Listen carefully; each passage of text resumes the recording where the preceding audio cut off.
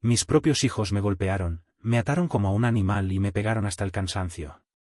Los mismos por los que crucé a Estados Unidos para darles un futuro mejor, por los que casi me muero de sed en el desierto, por los que trabajé 20 años bajo el sol allá en Estados Unidos. Me ataron a un poste y me dieron con un látigo entre risas y burlas solo porque regresé, porque ya no servía para mandarles dinero. Me gritaron que ya no era parte de su vida, que todo lo que tenía ahora les pertenecía a ellos. Y como si no fuera suficiente, me subieron a una camioneta y me dejaron tirado en un asilo abandonado como si fuera basura. Pero no me rendí, aunque me dolía el cuerpo y el alma. Encontré gente buena que me ayudó. Si quieres saber toda mi historia, quédate hasta el final y dime desde qué ciudad me estás viendo y suscríbete. Mis propios vástagos, aquellos a quienes di la vida, me propinaron una paliza brutal, me amarraron como si fuera una bestia salvaje y me golpearon sin piedad, hasta el agotamiento. Los mismos por quienes me aventuré a cruzar la frontera hacia Estados Unidos, con la ferviente esperanza de brindarles un futuro más próspero, por quienes estuve al borde de la muerte a causa de la sed implacable en el desierto abrasador, por quienes laboré incansablemente durante 2 décadas bajo el sol inclemente en aquellas tierras lejanas. Me sujetaron con saña a un poste, como si fuera un criminal, y me azotaron con un látigo, mientras sus risas resonaban burlonas y crueles. ¿La razón? Simplemente porque había regresado, porque ya no representaba una fuente de ingresos, porque ya no les era útil para enviarles dinero. Con voces llenas de desprecio, me vociferaron que ya no formaba parte de sus vidas, que todo lo que poseía ahora les pertenecía por derecho propio. Y como si esa traición no fuera suficiente, me obligaron a subir a una camioneta y me abandonaron, como si fuera un despojo inservible, en un asilo decadente y olvidado, un lugar donde solo reina la desolación y el abandono. A pesar de la agonía que laceraba mi cuerpo y mi alma, me negué a rendirme. En medio de la oscuridad, encontré personas de buen corazón que me tendieron una mano amiga y me brindaron su apoyo incondicional. Si deseas conocer la historia completa de mi vida, te invito a quedarte hasta el final y a compartir conmigo la ciudad desde donde me estás viendo. No olvides suscribirte para no perderte ni un solo detalle de este relato conmovedor. Todavía recuerdo esa noche como si fuera ayer. El aire estaba frío y olía a tierra mojada porque había llovido en la tarde. Yo estaba en el patio de la casa que construí con mis propias manos, la misma por la que trabajé 20 años bajo el sol en Estados Unidos y sin saber cómo, terminé amarrado a un poste con las manos atrás y la cabeza agachada. Frente a mí estaban mis hijos, mis 3 hijos, esos por los que di la vida, los mismos que un día me llamaron papá con orgullo y ahora me miraban con desprecio, como si fuera un extraño, como si fuera su enemigo. Uno de ellos, el mayor, sostenía un látigo de cuero que antes usaba para amarrar bestias y me lo lanzó en la espalda sin decir nada, solo con una mirada llena de rabia que nunca había visto en su rostro. Sentí el ardor del primer golpe, un dolor que se metió hasta los huesos y mientras me doblaba, escuché las risas de mis propios primos, los que también estaban ahí, como si aquello fuera una broma. Aún conservo en mi memoria esa noche aciaga como si el tiempo no hubiera transcurrido. El aire gélido calaba hasta los huesos y el aroma inconfundible de la tierra húmeda impregnaba el ambiente, un vestigio de la lluvia torrencial que había caído durante la tarde. Me encontraba en el patio de la casa que había construido con mis propias manos, ladrillo a ladrillo, cada esfuerzo impregnado con el sudor de mi frente.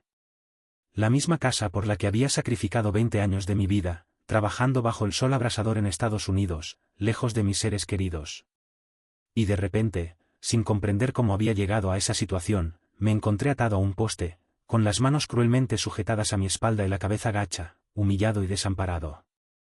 Frente a mí, como espectros de mi pasado, se erguían mis hijos, mis 3 hijos amados, esos por quienes había entregado mi vida entera, los mismos que en antaño me llamaban papá, con un orgullo palpable en sus voces y que ahora me observaban con una mirada gélida, llena de desprecio, como si fuera un completo extraño, un enemigo declarado. Uno de ellos, el primogénito, empuñaba con firmeza un látigo de cuero, el mismo que antes utilizaba para someter al ganado, y sin mediar palabra, me lo descargó con furia en la espalda, con una mirada inyectada de rabia, una expresión que jamás había vislumbrado en su rostro. Sentí el ardor lacerante del primer golpe, un dolor punzante que se filtró hasta la médula de mis huesos, y mientras mi cuerpo se doblegaba ante la agonía, escuché las risas estridentes de mis propios primos, cómplices de esa atrocidad, como si aquello fuera un simple juego macabro, una broma de mal gusto. ¿Para qué volviste, viejo? Aquí ya no te necesitamos. Tu tiempo se acabó, me gritó el del medio. Ese al que más ayudé cuando se enfermó de niño. Ese al que mandé dinero hasta para operarlo. Me volvió a doler. No el golpe, sino sus palabras. Quise hablar. Explicar, decir que solo quería volver a verlos, compartir un plato de comida, abrazarlos después de tantos años. Pero él, que estaba grabando con su celular, se acercó más y me empujó la cabeza hacia abajo. Tú no hablas, tú escuchas. Para eso sirves. Mandabas dinero, no órdenes. Aquí ya todo es nuestro, dijo riéndose. Me daban golpes uno tras otro con el látigo, con las manos, con insultos. Entre cada golpe recordaba lo que había vivido por ellos. Me veía cruzando el desierto, con los labios partidos, con la garganta seca, pidiéndole a Dios una gota de agua. Recordaba aquella vez que una víbora me mordió en el tobillo y pensé que no iba a salir vivo, pero me amarré la pierna con un trapo y seguí caminando porque sabía que si moría mis hijos se quedarían sin nada. ¿A qué regresaste, viejo inútil? Aquí ya no te necesitamos para nada. Tu tiempo ya pasó, ya no tienes nada que ofrecerme, espetó con desprecio el hijo mediano, aquel a quien más había ayudado cuando era niño y la enfermedad lo aquejaba, aquel a quien le había enviado dinero para costear su operación. Sentí un nuevo golpe, esta vez más profundo que el anterior, no en el cuerpo, sino en el alma, provocado por la crueldad de sus palabras. Deseé con todas mis fuerzas poder hablar, explicarles mis motivos, decirles que mi único anhelo era volver a verlos, compartir un plato de comida en familia, abrazarlos después de tantos años de lejanía. Pero él, con su teléfono celular grabando cada instante de mi humillación, se acercó aún más y me obligó a bajar la cabeza con un empujón brutal. Tú no tienes derecho a hablar, solo a escuchar. Para eso sirves. Tú solo mandabas dinero, no órdenes. Aquí todo es nuestro ahora, sentenció con una risotada sarcástica que resonó en mis oídos como una burla cruel. Los golpes comenzaron a llover sobre mí, uno tras otro, propinados con el látigo, con las manos llenas de odio y con insultos hirientes que calaban hasta lo más profundo de mi ser. Entre cada golpe, mi mente revivía los recuerdos de todo lo que había sacrificado por ellos. Me veía a mí mismo cruzando el desierto implacable, con los labios resecos y agrietados, con la garganta clamando por una gota de agua, rogándole a Dios por una señal de esperanza. Recordaba aquella ocasión en que una serpiente venenosa me mordió en el tobillo y pensé que mi vida llegaría a su fin en ese lugar inhóspito, pero me negué a rendirme, me até la pierna con un trozo de tela y continué caminando, impulsado por la certeza de que si moría, mis hijos quedarían desamparados y sin nada. Aguanté todo eso. La soledad, el frío, el hambre. Las humillaciones por no tener papeles, los trabajos pesados en construcción, los dolores de espalda, las manos rajadas, solo por darles una vida mejor. Cada dólar que ganaba lo mandaba con amor, sin fallar un solo mes. Y ahora esos mismos hijos me estaban tratando como si fuera un animal. Uno de los primos, borrachos, gritó: «Dale más fuerte, que aprenda a no volver». Todos se rieron. Yo ya no tenía fuerzas, pero tampoco quería suplicar. Cerré los ojos y me quedé callado, tragándome la rabia y la tristeza. Sentí otro golpe y otro más.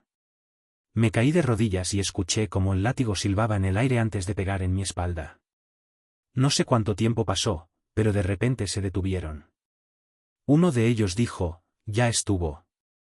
Llévenlo, que aquí estorba». Me soltaron, pero antes de que pudiera levantarme, me dieron una patada en el pecho. Caí al suelo y vi como uno de ellos guardaba el celular con la grabación.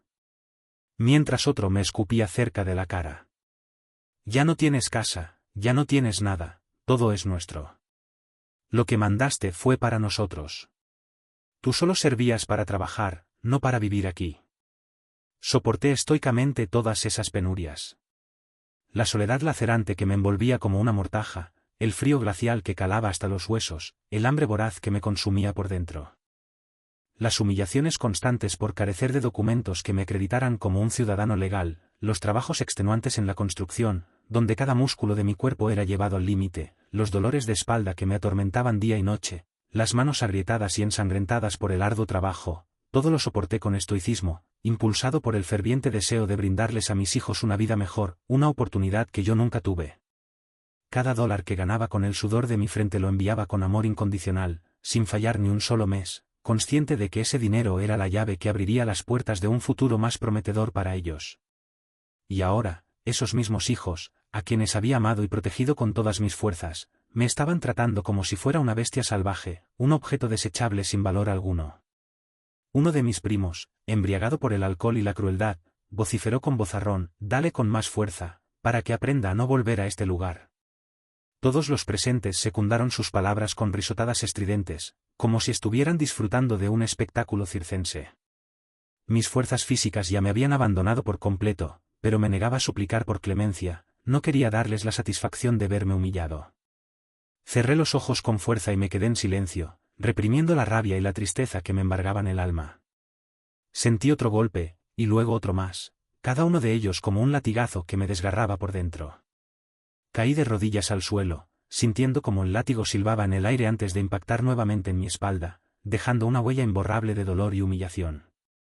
No sé cuánto tiempo transcurrió en ese suplicio, pero de repente, la tortura cesó. Uno de ellos, con voz indiferente, sentenció: «Ya basta. Llévenselo de aquí, que solo estorba». Me soltaron con desprecio, pero antes de que pudiera siquiera intentar levantarme, me propinaron una patada brutal en el pecho, dejándome sin aliento y completamente indefenso. Caí al suelo, sintiendo como el polvo se adhería a mi rostro, y vi como uno de ellos guardaba su teléfono celular, donde había quedado grabada toda mi humillación, mientras que otro se inclinaba sobre mí y me escupía cerca de la cara, con una expresión de absoluto desprecio. «Ya no tienes casa, ya no tienes nada. Todo es nuestro ahora. Lo que nos enviaste fue para nosotros, no para ti. Tú solo servías para trabajar y enviarnos dinero, no para vivir aquí». Intenté incorporarme, pero dos de ellos me levantaron de los brazos y me subieron a una camioneta vieja. El camino fue largo, no dijeron una sola palabra. Yo solo miraba por la ventana, reconociendo calles que alguna vez soñé recorrer con orgullo. La camioneta se detuvo frente a un edificio viejo, sucio, con paredes descascaradas. Me bajaron a la fuerza, tocaron una puerta metálica y un hombre salió sin preguntar nada. «Ahí te lo dejamos, es lo que pagamos», dijo mi hijo mayor. Yo intenté preguntar qué hacían, pero el hombre me empujó hacia adentro. La puerta se cerró con un golpe seco y lo último que escuché fue el motor de la camioneta alejándose. Con gran dificultad, intenté incorporarme, reunir las fuerzas que me quedaban para ponerme de pie, pero dos de ellos me sujetaron con fuerza por los brazos y me obligaron a subir a una camioneta destartalada, un vehículo viejo y maltratado que parecía reflejar mi propio estado. El trayecto fue largo y silencioso, un silencio sepulcral que pesaba sobre mí como una losa. Yo solo podía mirar por la ventana, observando el paisaje que se deslizaba a mi alrededor, reconociendo con amargura las calles y los lugares que alguna vez había soñado recorrer con orgullo, acompañado de mi familia, disfrutando de los frutos de mi arduo trabajo. La camioneta finalmente se detuvo frente a un edificio viejo y descuidado, un lugar sucio y sombrío, con paredes desconchadas que revelaban el paso del tiempo y la falta de mantenimiento. Sin miramientos, me obligaron a bajar del vehículo y se dirigieron hacia una puerta metálica oxidada. Uno de ellos la golpeó con fuerza, y tras unos instantes de espera, un hombre de aspecto hosco y descuidado salió al encuentro. «Aquí se lo dejamos, esto es lo que hemos pagado», sentenció mi hijo mayor, con una frialdad que me heló la sangre. Intenté preguntar qué estaban haciendo, a dónde me llevaban, pero el hombre, sin mediar palabra, me empujó con violencia hacia el interior del edificio. La puerta se cerró tras de mí con un golpe seco y resonante, un sonido que marcó el final de una etapa en mi vida. Lo último que escuché fue el rugido del motor de la camioneta alejándose a toda velocidad, dejándome abandonado a mi suerte en ese lugar desconocido y desolador. El lugar olía a humedad. Había ancianos tirados en camillas viejas. Una señora con bata sucia me miró con indiferencia y me dijo: «Otro más. Todos llegan así traicionados por su familia». Me senté en una esquina y bajé la cabeza. Sentí que algo dentro de mí se rompía. Nunca pensé que mis hijos me odiaran tanto. No entendía por qué. Todo lo que tenía se los di a ellos, que ahora estaba ahí solo, herido, abandonado en un lugar que parecía un castigo. Pero aunque el dolor era grande, algo dentro de mí me decía que esto no podía quedarse así. El ambiente estaba impregnado de un olor nauseabundo a humedad y abandono, un hedor que se aferraba a la garganta y dificultaba la respiración. A mi alrededor, pude observar a numerosos ancianos postrados en camillas viejas y desgastadas, algunos de ellos con la mirada perdida en el vacío, otros sumidos en un silencio sepulcral. Una señora de edad avanzada, vestida con una bata sucia y desaliñada, me dirigió una mirada indiferente y pronunció unas palabras que resonaron en mi interior como un eco de la desolación: otro más que llega a este lugar.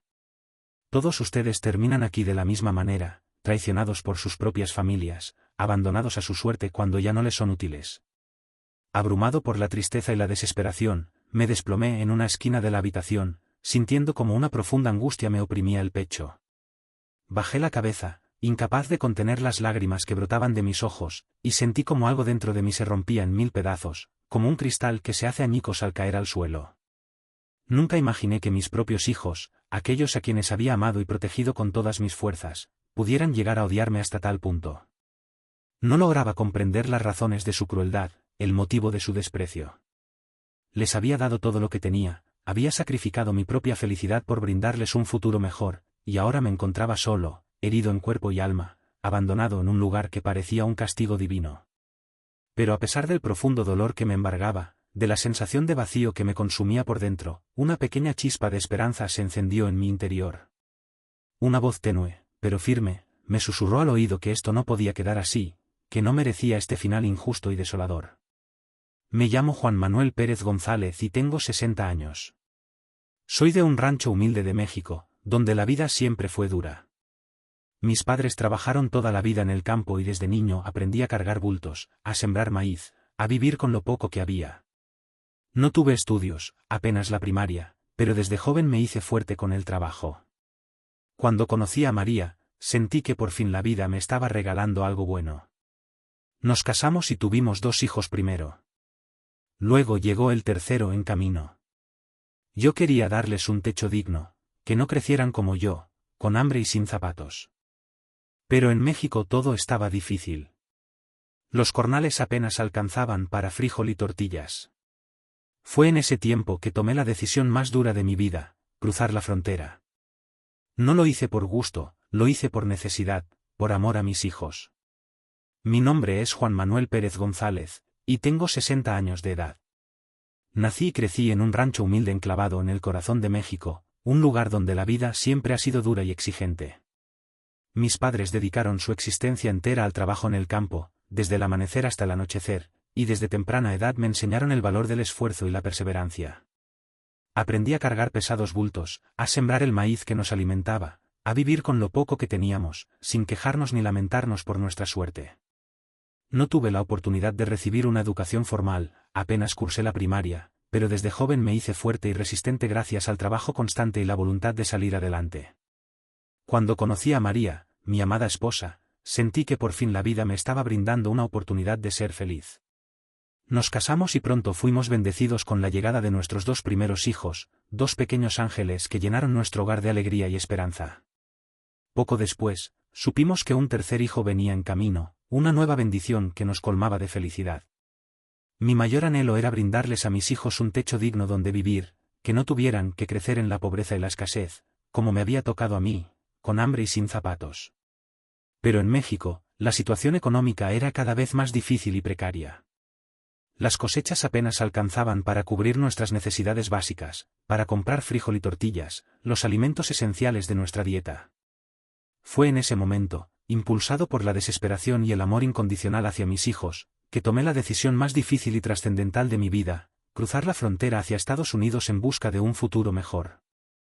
No lo hice por capricho ni por ambición personal, sino por necesidad imperiosa, por el amor profundo y sincero que sentía por mis hijos, por el deseo de brindarles una vida más digna y próspera. Recuerdo bien esa madrugada. Salí con un grupo de hombres desconocidos. El desierto era un monstruo que no perdona. Caminamos 2 días completos, sin agua suficiente, con el sol quemando la piel. Yo pensé que iba a morir ahí. Cuando mis labios ya no podían ni abrirse de los resecos, caí al suelo. Sentí que me estaba apagando y fue un muchacho el que me echó unas gotas de agua de su cantimplora en la boca. Esa noche, cuando logré levantarme, me prometí a mí mismo que si salía vivo iba a trabajar como un burro para que mis hijos nunca pasaran por eso. Aún conservo vívidamente en mi memoria los detalles de aquella madrugada sombría en que emprendí mi travesía. Partí en compañía de un grupo de hombres desconocidos, cada uno con sus propias historias y anhelos, unidos por la misma esperanza de encontrar una vida mejor al otro lado de la frontera. El desierto, implacable y despiadado, se erguía ante nosotros como un monstruo colosal, un laberinto de arena y rocas que no perdona a quienes osan desafiarlo. Caminamos durante 2 días completos, bajo el sol abrasador que quemaba nuestra piel y nos dejaba exhaustos, sin agua suficiente para saciar nuestra sed implacable. En esos momentos de sufrimiento extremo, pensé que mi vida llegaría a su fin en ese lugar inhóspito y desolado. Llegó un momento en que mis labios se encontraban tan resecos y agrietados que me era imposible abrirlos, y mis fuerzas se agotaron por completo, desplomándome al suelo, sintiendo como la vida se escapaba de mi cuerpo lentamente. Fue entonces cuando un joven desconocido, un ángel de la guarda en medio de la adversidad, se apiadó de mi sufrimiento y me ofreció unas gotas de agua de su cantimplora, un gesto de bondad que me devolvió la esperanza y me permitió recobrar un poco de aliento. Esa noche, cuando logré levantarme con dificultad, hice una promesa solemne a mí mismo: si lograba sobrevivir a esa terrible experiencia, trabajaría incansablemente, como un burro de carga, para asegurar que mis hijos nunca tuvieran que pasar por las mismas penurias que yo estaba sufriendo. La segunda vez que estuve a punto de morir fue por la mordida de una víbora. Estaba escondido entre unos arbustos cuando sentía el dolor en el tobillo. El veneno me quemaba por dentro, pero no podía quedarme tirado. Arranqué un trapo de mi camisa, me até la pierna y seguí caminando arrastrando el pie con la cabeza dándome vueltas. Pensé en mis hijos, en María, en el tercero que estaba por nacer. Y ese pensamiento fue lo único que me empujó a seguir. La segunda ocasión en que sentí que la muerte me acechaba de cerca fue a causa de la mordedura de una serpiente venenosa. Me encontraba escondido entre unos arbustos espinosos, buscando refugio del sol implacable, cuando de repente sentí un dolor agudo y punzante en el tobillo. Al instante comprendí que había sido víctima del ataque de una víbora, una criatura letal cuyo veneno podía acabar con mi vida en cuestión de horas. El veneno comenzó a extenderse por mi cuerpo, quemándome por dentro y provocándome una sensación de mareo y debilidad extrema. A pesar del dolor insoportable y el temor a morir, sabía que no podía permitirme quedarme tirado en ese lugar, que debía hacer todo lo posible por sobrevivir. Con determinación, arranqué un pedazo de tela de mi camisa y me até la pierna con fuerza, intentando detener la propagación del veneno. Luego, con gran dificultad, me levanté y continué caminando, arrastrando el pie y sintiendo como la cabeza me daba vueltas por el efecto del veneno. En esos momentos de agonía, mi mente se aferró a los recuerdos de mis hijos, de mi amada María y de mi tercer hijo que estaba por nacer. La imagen de sus rostros iluminó mi mente y me dio la fuerza necesaria para seguir adelante, para superar el dolor y el miedo, y para luchar por mi vida con todas mis fuerzas.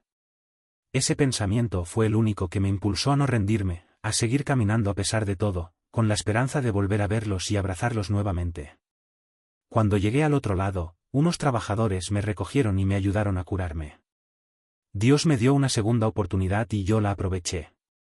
Empecé a trabajar en la construcción, en casas, en edificios, en calles. No había día que descansara. El sol me partía la espalda. Las manos se me abrían de tantas horas con la pala y el cemento. Los patrones apenas pagaban lo justo, pero yo nunca faltaba. Vivía en un cuarto pequeño con colchón viejo y apenas una estufa eléctrica. La soledad era dura, más en las fechas especiales, recuerdo las Navidades. Escuchaba a mis compañeros hablar con sus familias por teléfono y yo también llamaba, pero colgaba con lágrimas en los ojos porque no podía abrazar a mis hijos. Cuando finalmente logré llegar al otro lado de la frontera, exhausto y deshidratado, unos trabajadores compasivos me encontraron y me brindaron su ayuda, llevándome a un lugar seguro donde me curaron y me ofrecieron alimentos y agua. Sentí que Dios me había dado una segunda oportunidad de vida, y estaba decidido a aprovecharla al máximo. Sin perder tiempo, comencé a buscar trabajo y pronto encontré empleo en la construcción, donde laboré incansablemente en la edificación de casas, edificios y calles. No había un solo día en que me permitiera descansar, trabajaba de sol a sol, esforzándome al máximo para ganar el sustento de mi familia. El sol implacable quemaba mi espalda y mis manos se abrían y sangraban por las largas jornadas con la pala y el cemento. Los patrones apenas me pagaban lo justo, pero yo nunca faltaba al trabajo, consciente de que cada dólar que ganaba representaba una esperanza para mis hijos. Vivía en un cuarto pequeño y humilde, con un colchón viejo y una estufa eléctrica como únicas posesiones. La soledad era un peso que me acompañaba constantemente, especialmente en las fechas especiales, como las Navidades, cuando la nostalgia me invadía por completo. Escuchaba a mis compañeros de trabajo hablar con sus familias por teléfono, compartiendo risas y buenos deseos, y yo también los llamaba, pero al final siempre terminaba colgando el teléfono con lágrimas en los ojos, incapaz de soportar la tristeza de no poder abrazar a mis hijos y celebrar estas fechas tan importantes a su lado. Cada mes mandaba dinero, nunca fallé. Si no comía un día, no importaba, pero el dinero tenía que llegar. Les mandé para ropa, para escuela, para médicos, para que María no pasara penurias. Con el tiempo logré mandar suficiente para que compraran un terreno y levantaran la casa, esa casa que tanto soñé, que me dio fuerzas cuando estaba a punto de rendirme. Yo me la imaginaba llena de risas, de mis nietos corriendo, de mis hijos abrazándome al volver. Cada día que trabajaba bajo el sol me decía, vale la pena. Un día regresaré y ellos me lo van a agradecer. Cada mes, sin excepción, enviaba dinero a mi familia, sacrificando mis propias necesidades para asegurar su bienestar. Si tenía que pasar un día sin comer, no importaba, lo importante era que el dinero llegara a tiempo para cubrir sus gastos. Les envié dinero para comprar ropa, para pagar la escuela de mis hijos, para cubrir los gastos médicos y para que María no tuviera que pasar por penurias económicas. Con el tiempo, logré enviar suficiente dinero para que pudieran comprar un terreno y construir una casa, esa casa que tanto soñé, el hogar que me dio fuerzas para seguir adelante cuando estaba a punto de rendirme. En mi mente, imaginaba esa casa llena de risas, con mis nietos corriendo y jugando en el patio, con mis hijos abrazándome al volver a casa después de tantos años de lejanía. Cada día que trabajaba bajo el sol implacable, me repetía a mí mismo, vale la pena todo este sacrificio. Un día regresaré a mi hogar y ellos me lo agradecerán. Pasaron 20 años. Mi cabello se llenó de canas, mis manos se hicieron duras como piedras. Mi cuerpo se dobló de tanto cargar, pero yo me sentía orgulloso. Había cumplido mi promesa. Les di una vida más que digna. Yo pensaba que cuando regresara me recibirían con los brazos abiertos, con un plato caliente de comida y con abrazos que me curaran todo el cansancio. Pero la realidad fue otra. Desde el primer momento noté la frialdad en sus rostros. Nadie sonrió, nadie me abrazó con cariño. María apenas me miró como si yo fuera un extraño que acababa de llegar a su casa. Los hijos me hablaron cortante. Me dijeron que ya no hacía falta que estuviera ahí. 20 largos años transcurrieron en medio de sacrificios y privaciones. Mi cabello, antes oscuro y abundante, se cubrió de canas, revelando el paso inexorable del tiempo. Mis manos, curtidas por el trabajo arduo y constante, se volvieron duras como piedras, testimonios silenciosos de mi esfuerzo incansable. Mi cuerpo, una vez ágil y vigoroso, se dobló bajo el peso de incontables cargas, reflejando el desgaste de tantos años de trabajo extenuante. A pesar de todo, me sentía orgulloso de mí mismo, de haber cumplido mi promesa de brindarles a mis hijos una vida más que digna, una oportunidad de prosperar que yo nunca había tenido. En mi mente, alimentaba la ilusión de que cuando regresara a mi hogar, me recibirían con los brazos abiertos, con un plato caliente de comida y con abrazos cálidos que curarían todo el cansancio acumulado durante tantos años de lejanía. Pero la realidad, cruel e inesperada, fue muy diferente. Desde el primer momento en que los vi, noté una frialdad glacial en sus rostros, una indiferencia que me heló la sangre. Nadie me recibió con una sonrisa sincera, nadie me abrazó con cariño, como había soñado durante tanto tiempo. María, mi amada esposa, apenas me dirigió una mirada fugaz, como si yo fuera un extraño que acababa de llegar a su casa, un intruso que perturbaba su tranquilidad. Mis hijos me hablaron con un tono cortante y distante, sin mostrar el menor rastro de afecto o gratitud. Me dijeron, sin rodeos, que ya no hacía falta que estuviera ahí, que mi presencia era innecesaria. Esa primera semana me dolió más que todos los años de sacrificio. No entendía qué estaba pasando. Yo esperaba agradecimiento, aunque fuera un poquito, pero lo único que recibí fueron reclamos y miradas de desprecio. Sentí que me arrancaban el alma porque todo lo que había hecho, cada dólar sudado y sufrido era por ellos y en vez de darme un lugar en su mesa, me trataban como si fuera un estorbo. Desde el primer día que llegué a la casa se sintió un aire raro, como si yo sobrara. Nadie me decía nada directamente, pero las miradas hablaban. María ya no me preparaba mi café como antes. Mis hijos apenas me contestaban el saludo y hasta los nietos me veían con curiosidad, como si yo fuera un desconocido. Esa primera semana de reencuentro con mi familia fue la más dolorosa de mi vida, un tormento que superó con creces todos los años de sacrificio y privaciones que había soportado. No lograba comprender qué estaba sucediendo, por qué me trataban de esa manera. Yo esperaba recibir al menos un poco de agradecimiento, una muestra de reconocimiento por todo lo que había hecho por ellos, pero lo único que recibí fueron reclamos injustificados y miradas de desprecio que me desgarraban el alma. Sentía que me arrancaban el corazón, porque todo lo que había hecho, cada dólar que había ganado con el sudor de mi frente, cada sufrimiento que había soportado, había sido por ellos, por su bienestar y felicidad. Y ahora, en lugar de darme un lugar en su mesa, de acogerme con amor y gratitud, me trataban como si fuera un estorbo, un intruso que interrumpía su vida. Desde el primer día que llegué a la casa, sentí un aire extraño y tenso, como si mi presencia fuera una molestia, como si yo sobrara en ese hogar que tanto había soñado. Nadie me decía nada directamente, pero las miradas lo decían todo, revelando un desprecio silencioso que me hería profundamente. María ya no me preparaba mi café por las mañanas, como solía hacerlo antes de mi partida, un pequeño gesto de amor que ahora me negaba. Mis hijos apenas me contestaban el saludo, mostrándome una indiferencia que me helaba la sangre. Incluso mis nietos me veían con curiosidad, como si yo fuera un desconocido, un extraño que no pertenecía a su mundo. Yo trataba de acercarme, de contarles cómo me fue allá, de decirles que estaba feliz de estar en casa, pero no me ponían atención. Cada vez que intentaba hablar, alguno de mis hijos me cortaba diciendo que tenían prisa o que estaban ocupados. El primer golpe al corazón me lo dieron cuando fui a mi cuarto y vi que mis cosas estaban en cajas, como si fuera un invitado que ya se tenía que ir.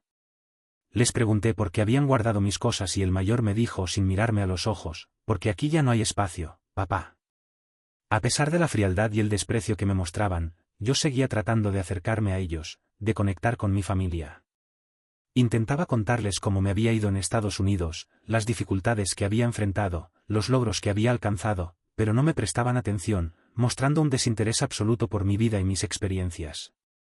Cada vez que intentaba entablar una conversación, alguno de mis hijos me interrumpía bruscamente, diciéndome que tenían prisa o que estaban ocupados, sin darme la oportunidad de expresar mis sentimientos o compartir mis recuerdos. El primer golpe directo al corazón me lo dieron cuando fui a buscar mi cuarto y descubrí que todas mis cosas estaban empacadas en cajas, como si fuera un invitado indeseable que ya debía marcharse. Con el alma llena de angustia, les pregunté por qué habían guardado mis pertenencias, a lo que mi hijo mayor me respondió, sin mirarme a los ojos y con una frialdad glacial, porque aquí ya no hay espacio para ti, papá. Todo cambió. Yo no entendía si esa casa la había pagado yo peso por peso. Les dije que solo quería quedarme con ellos, disfrutar de mi familia, pero me respondieron que ya tenían su vida hecha, que yo debía buscar un lugar para mí. A los pocos días me di cuenta de que todo lo que compré con tanto sacrificio, ellos ya lo tenían a su nombre.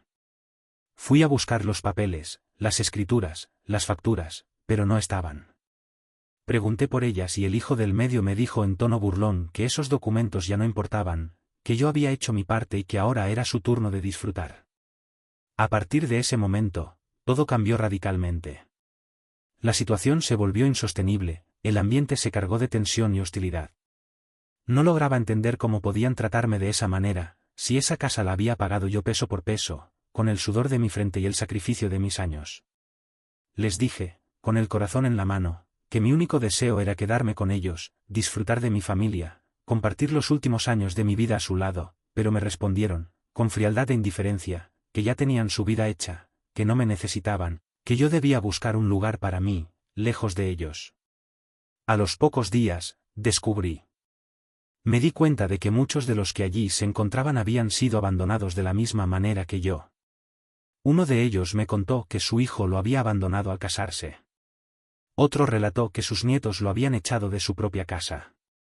Escuchar cada una de sus historias me destrozaba el alma. Pero, al mismo tiempo, me hizo sentir que no estaba solo, que no era el único que había sido traicionado. Yo pasaba los días sentado, observando a través de una ventana rota. No tenía ni idea de qué iba a hacer ni de cómo salir de aquel lugar. Me dolía todo el cuerpo, pero sobre todo el alma. A veces cerraba los ojos y veía el rostro de mis hijos riendo mientras me golpeaban. No lograba entender que había hecho mal. Yo solo había trabajado, solo había querido darles lo mejor. Me preguntaba si Dios me había abandonado, si de verdad merecía semejante castigo. Una tarde, Una enfermera llamada Rosa se acercó a mí. Era una mujer de unos 50 años, con un rostro amable, diferente al de los demás. Me preguntó por qué estaba allí. Al contarle mi historia, sus ojos se llenaron de lágrimas. Me dijo: Don Juan, no se rinda. Usted no está loco. Lo que le han hecho es una injusticia. Fue la primera persona que me escuchó sin juzgarme. Me trajo un café caliente y me dijo que iba a ayudarme. Pasaron algunos días y Rosa me presentó a una amiga suya llamada Patricia, que había ido a visitar a un familiar al asilo. Le contó mi caso y ella me escuchó con atención. Cuando terminé, me dijo: mi esposo es abogado. Esto no puede quedar así. Hay leyes, hay justicia. Usted tiene derechos. Esas palabras encendieron algo dentro de mí. Le pedí que, por favor, hablara con él, que me ayudara aunque solo fuera a recuperar mis cosas. Esa noche no dormí. Por primera vez en mucho tiempo, sentí una chispa de esperanza. Recordé que, antes de regresar a México, había instalado una cámara de seguridad en la sala de la casa. La puse porque allá en Estados Unidos aprendí que uno nunca sabe cuándo puede necesitar pruebas. También recordé que guardé copias de todas las escrituras y facturas en una carpeta que dejé con un viejo amigo, don Esteban, que vive a unas cuadras de mi casa. Él me prometió que las cuidaría hasta que yo regresara. A la mañana siguiente, le conté todo a Rosa. Ella consiguió prestarme su teléfono móvil unos minutos. Con las manos temblorosas, marqué el número de Patricia, que me lo había dejado en un papelito escondido debajo del colchón. Le expliqué lo de la cámara y los documentos. Me dijo que su esposo, Miguel Salas, quería hablar conmigo. Me pasó el teléfono y escuché una voz firme que me dijo: Don Juan, si tiene pruebas de todo eso, podemos hacer justicia, pero necesito que aguante un poco más. Yo me voy a encargar. Esas palabras me dieron fuerza. Colgué el teléfono con lágrimas en los ojos, pero ahora eran de alivio. Sentí que no todo estaba perdido, que Dios había mandado a esas personas en el momento justo. Esa tarde escribí en un papel todo lo que recordaba: los golpes, los insultos, las fechas, los nombres, los detalles de la fiesta, los testigos. Cada línea era como sacar un clavo del corazón. Rosa me prometió que seguiría ayudándome. Me llevaba comida extra, me daba palabras de ánimo y me decía: usted va a salir de aquí, don Juan, y los que le hicieron daño van a pagar. Poco a poco, mi mente empezó a aclararse. Dejé de sentirme derrotado. Pensé en mis manos y en los años de trabajo, en las veces que estuve a punto de morir y seguí adelante. Si había sobrevivido al desierto, a la víbora y a la soledad, también podía salir de ese lugar y recuperar mi dignidad. Esa noche me arrodillé junto a la cama y recé. Le pedí a Dios que me diera fuerzas, que no me dejara caer. Le prometí que si lograba salir, no buscaría venganza con odio, sino justicia para que nadie más viviera lo que yo estaba viviendo. Por primera vez desde que llegué al asilo, pude dormir tranquilo, con una luz de esperanza encendida en el corazón. Después de aquella llamada con el abogado, pasaba las noches sin poder dormir, no por tristeza, sino porque mi mente no dejaba de pensar en todo lo que había vivido por mi familia. Cerraba los ojos y me regresaban las imágenes de los años que pasé en el norte. Recordaba los días en que me levantaba antes de que saliera el sol, con el cuerpo adolorido, pero con el corazón lleno de esperanza. Caminaba al trabajo con frío o con calor, sin importar si llovía o si tenía fiebre, porque sabía que cada hora de esfuerzo significaba comida en la mesa de mis hijos.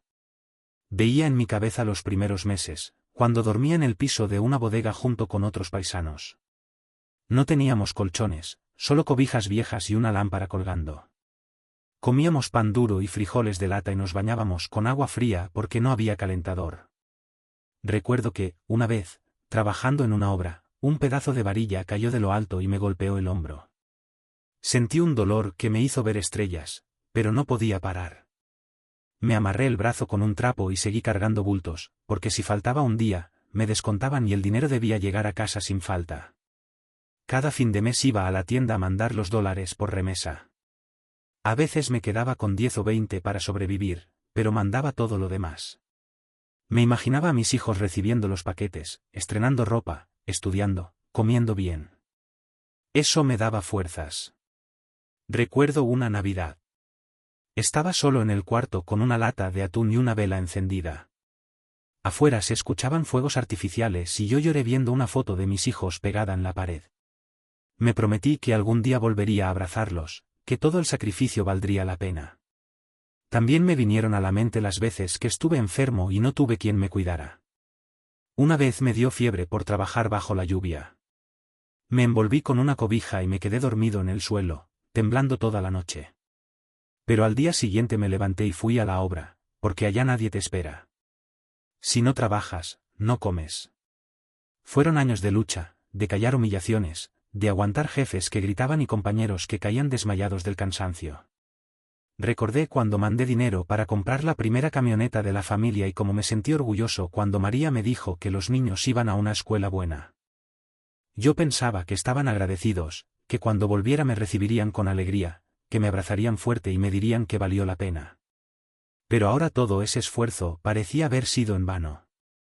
Mientras más recordaba, más coraje me daba, no porque quisiera hacerles daño, sino porque entendía que lo que me estaban haciendo era una injusticia.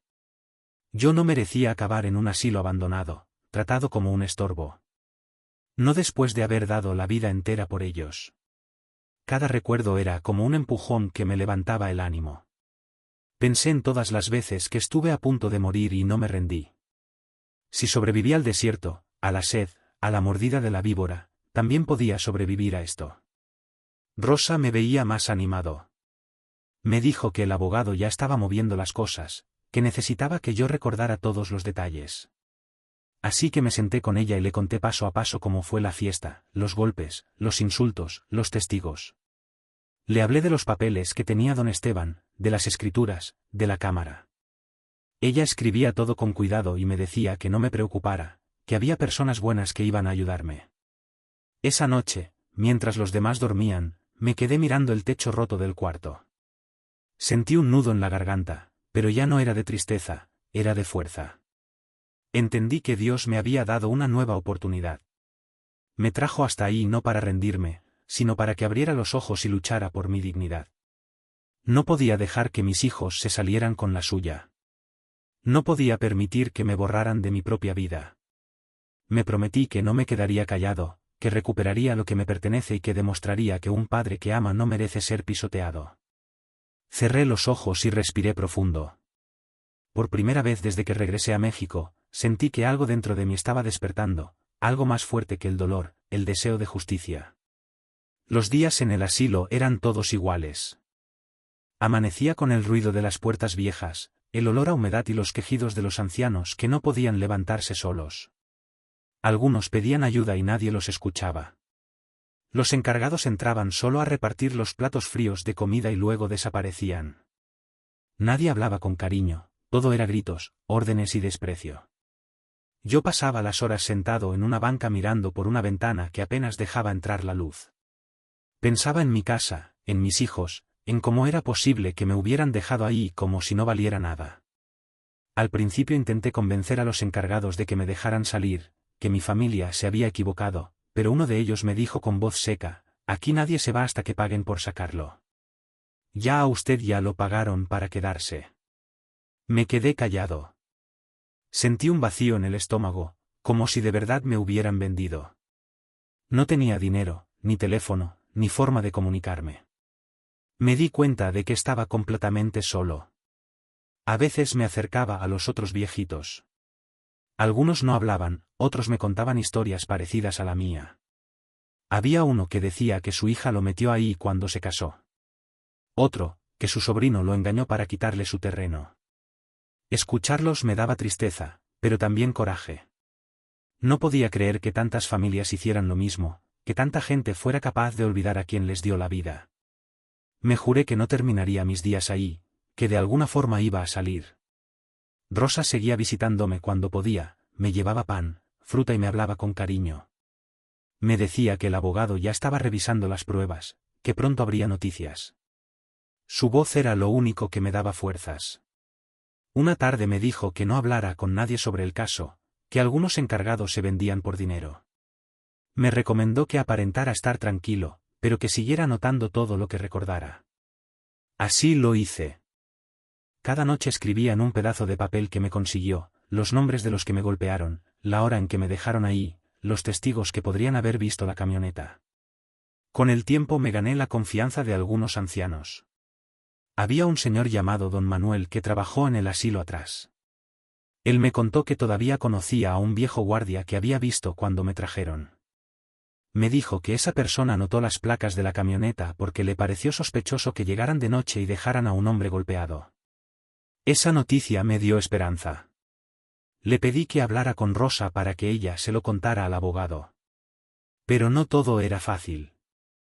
Una noche, uno de los encargados me empujó porque no me levanté rápido de la cama. Caí al suelo y me golpeé el hombro. Quise defenderme, pero sabía que si lo hacía me castigarían. Apretando los dientes, me levanté solo y aguanté. Me dije que ya no valía la pena pelear por tonterías, que mi lucha era otra más grande. Los días pasaban lentos, pero mi mente ya no estaba vencida. Recordaba cada palabra del abogado, cada promesa de Rosa. Sabía que afuera se estaban moviendo las cosas. Yo solo debía resistir. Empecé a ayudar a otros ancianos que no podían caminar. Los levantaba, los sentaba, los escuchaba. Me di cuenta de que, aunque me habían quitado casi todo, aún tenía algo que nadie podía arrebatarme, mi corazón. Una tarde, Rosa llegó más sonriente que nunca. Me dijo en voz baja que el abogado ya tenía los vídeos de la cámara de seguridad y que había pruebas suficientes para llevar el caso a juicio. Me quedé sin palabras. Sentí un nudo en la garganta y las lágrimas me corrieron sin poder detenerlas. No eran de tristeza, eran de alivio. Por fin iba a poder levantar la cabeza. Esa noche recé con más fuerza que nunca. Le di gracias a Dios por no abandonarme, por poner a Rosa, a Patricia y a Miguel en mi camino. Le pedí paciencia, le pedí valor. Sabía que el camino no iba a ser fácil, pero dentro de mí ya no había miedo, solo determinación. Miré mis manos gastadas, las mismas que construyeron mi casa, y me dije que ahora las usaría para recuperar mi vida. No iba a morir olvidado en ese lugar. Todavía tenía algo que hacer y estaba dispuesto a todo. Con el paso de los días empecé a entender mejor cómo funcionaba aquel lugar. Ya no me desesperaba tanto porque sabía que mi salida no dependía solo de mí, sino del plan que se estaba formando afuera. Mientras tanto, tenía que mantener la calma y cuidar mi mente. Rosa me lo repetía siempre: no se deje vencer, don Juan. Usted aguante, que pronto todo va a cambiar. Esas palabras me daban fuerza. Comencé a hablar más con los demás ancianos. Muchos estaban cansados, sin ganas de vivir, pero cuando escuchaban mi historia se quedaban callados, como si no creyeran que unos hijos pudieran hacer algo así. Uno me dijo: tú al menos tienes pruebas. Yo ni eso tengo. Sus palabras me hicieron pensar que no solo estaba luchando por mí, sino también por todos los que habían sido abandonados injustamente. Me levantaba temprano, ayudaba a los que no podían caminar, les llevaba su plato, los acomodaba en la sombra. Eso me mantenía ocupado y me hacía sentir útil. A veces los cuidadores se molestaban, pero yo ya no les hacía caso. Sabía que lo mío era temporal. En mi mente solo repetía que pronto saldría de ahí con la frente en alto. Cada día repasaba los detalles que podría usar el abogado, las caras de mis hijos, las frases que dijeron, los testigos, los golpes, las amenazas. No quería olvidar nada. Rosa me llevaba papel y pluma y yo anotaba todo como si fuera un diario. También recordé que el vecino, don Rogelio, había visto muchas cosas. Él fue quien me ayudó a guardar herramientas antes de irme al norte. Estaba seguro de que si el abogado lo buscaba, hablaría. Rosa me contó que Miguel, el abogado, ya había recuperado los vídeos y había hablado con don Esteban, mi amigo, quien aún tenía las copias de las escrituras. Todo eso me dio ánimo. Sentí que poco a poco las piezas se estaban juntando. No sabía cuándo, pero estaba seguro de que el día llegaría. Una mañana, mientras limpiaba el patio, se me acercó un señor que yo no conocía bien. Me dijo que había trabajado como vigilante en ese asilo hace años y que todavía recordaba cuando me trajeron. Contó que aquella noche le pareció raro que llegaran en camioneta, que me bajaran golpeado y que se fueran rápido sin firmar nada. Me confesó que había anotado las placas por precaución porque sintió que algo estaba mal. Le pedí su nombre completo y se lo di a Rosa para que se lo pasara al abogado. Aquello era oro. Teníamos un testigo directo de cómo me dejaron abandonado. Mientras más escuchaba esas historias, más claro tenía que no podía rendirme. Vi demasiados viejitos que murieron ahí solos, sin que nadie los buscara. Pensé que si yo lograba salir y ganar, tal vez se abrirían los ojos de muchos. Tal vez otros podrían encontrar justicia. Eso me dio un propósito más grande que el miedo. Por las noches ya no lloraba. Ahora rezaba con firmeza, pidiéndole a Dios que me diera sabiduría. Le decía, Señor, tú sabes que no hice mal. Solo trabajé y amé a mi familia. No permitas que la maldad triunfe. Me dormía tranquilo con la esperanza viva. A veces me imaginaba el momento en que volvería a pisar mi casa, no para presumir, sino para recuperar lo que era mío, para demostrarles a mis hijos que no se puede traicionar a quien te dio todo. Pensaba en mirarlos a los ojos sin odio, solo con la verdad, que, aunque sabía que el perdón algún día llegaría, también sabía que primero debía haber justicia. Rosa seguía siendo mi ángel. Me decía que el abogado estaba preparando la demanda, que ya tenían suficientes pruebas y que el siguiente paso sería presentarlas ante un juez. Me pidió paciencia, que no hiciera nada hasta que todo estuviera listo. Yo asentía y le agradecía con el alma. Los días seguían siendo duros, pero ya no los sentía como castigo. Ahora eran como un tiempo de preparación, un silencio necesario antes del golpe de verdad, mientras los demás esperaban resignados, yo me levantaba con fe. Ya no era el hombre vencido que llegó arrastrado. Ahora era alguien que sabía que la verdad siempre sale, aunque tarde. Cada día que pasaba, la rabia se transformaba en fuerza. Y aunque seguía preso entre esas paredes frías, mi espíritu ya estaba afuera caminando hacia mi justicia. Una mañana Rosa llegó más temprano de lo habitual. Traía una expresión distinta, como si cargara una buena noticia. Me dijo que el abogado Miguel ya tenía todo listo para dar el siguiente paso. Había logrado recuperar los vídeos de la cámara que yo instalé en mi casa y estaban completos, con audio y fecha. En ellos se veía claramente cómo mis hijos y mis primos planeaban la golpiza y cómo se burlaban de mí después. Cuando escuché eso, sentí un escalofrío. Me dolió saber que esas imágenes existían, pero al mismo tiempo me dio fuerza porque era la prueba que necesitábamos. Miguel también había hablado con don Esteban, mi viejo amigo, y confirmó que las escrituras, los recibos de envío y los comprobantes de las compras seguían guardados con él. Todo estaba a mi nombre y eso demostraba que lo que decían mis hijos era mentira. Además, don Rogelio, el vecino, aceptó declarar y contar todo lo que vio los días después de mi regreso, cuando ellos me trataban con desprecio y hablaban de echarme. Y, para cerrar con broche de oro, el exvigilante del asilo se ofreció a testificar que me dejaron ahí golpeado en la madrugada y que él apuntó las placas de la camioneta. Cuando Rosa me dio todos esos detalles, sentí que el corazón me latía más fuerte. Le pregunté qué iba a pasar ahora y me explicó que Miguel ya estaba preparando una denuncia formal por abuso, lesiones, despojo y abandono. También pediría una orden para recuperar mis pertenencias y asegurar la casa hasta que el juez decidiera. Me temblaban las manos de emoción. No podía creer que, después de tanto dolor, por fin algo empezaba a moverse a mi favor. Rosa me pidió que me mantuviera tranquilo, que no hablara con nadie dentro del asilo sobre el caso, porque había gente que vendía información por unos pesos. Me prometió que ella seguiría siendo mi enlace y que, cuando fuera el momento, Miguel vendría a hablar conmigo en persona. Le di las gracias una y otra vez. No encontraba las palabras para expresar lo que sentía. Esa tarde me senté en la banca de siempre, pero esta vez el sol se sentía diferente. Ya no me dolía tanto verlo ponerse, porque sabía que afuera había personas luchando por mí. Mientras los demás ancianos suspiraban resignados, yo respiraba profundo y me decía que pronto volvería a ser libre. Los días siguientes fueron de preparación. Rosa me llevó nuevos papeles para firmar donde autorizaba al abogado a representarme. También me pidió que describiera con detalle cada golpe, cada insulto y cada palabra que escuché aquella noche. Escribí todo con calma, sin odio, solo con la verdad.